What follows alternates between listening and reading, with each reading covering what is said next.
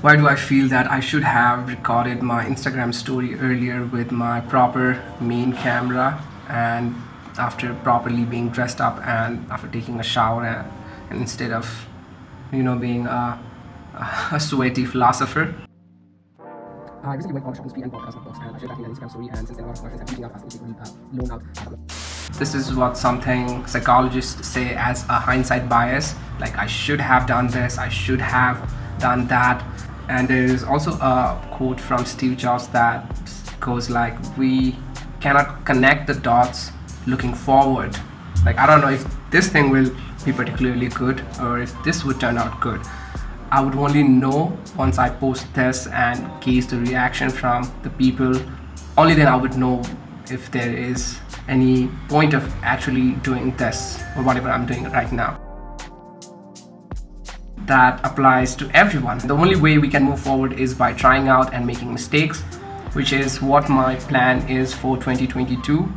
Being more open, being more vocal, sharing my thoughts out more frequently, because these days I've been reading a lot and I've been using books as my props in so many different ways, but I've been reading a lot. As long as I am reading, as long as I'm taking in information, it feels like I got this, I understand this completely.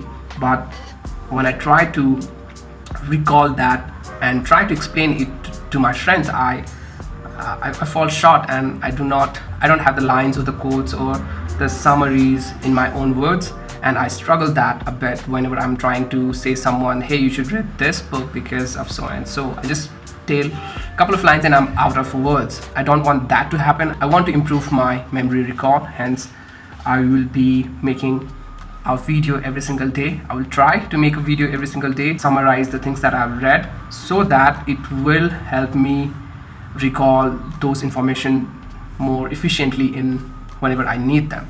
So for example, today in the morning I was rereading this for the nth time, The Subtle Art of Not Giving a Flying Fuck About.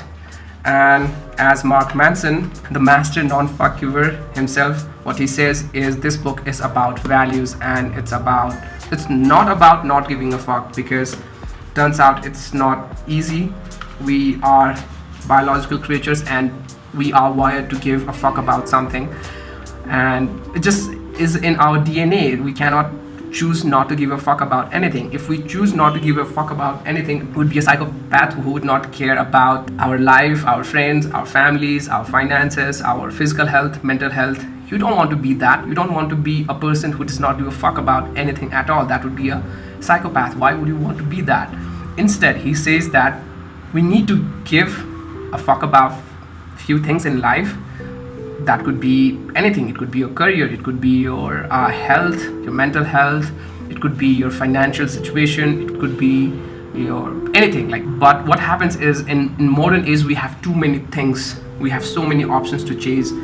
Should I buy the latest iPhone? Should I buy the latest MacBook? Should I get an ebook or a physical book or an audiobook? We just have too many options for so many different things that we want to pursue. Hence our fucks get divided. We are trying to give a fuck about what is happening, and we are living in an attention economy, and our attention is divided everywhere. Even right now I'm trying to get some attention from you and trying to retain you with something that this is. And when that happens, we lose our energy and we are not able to focus on the things that really matter to us.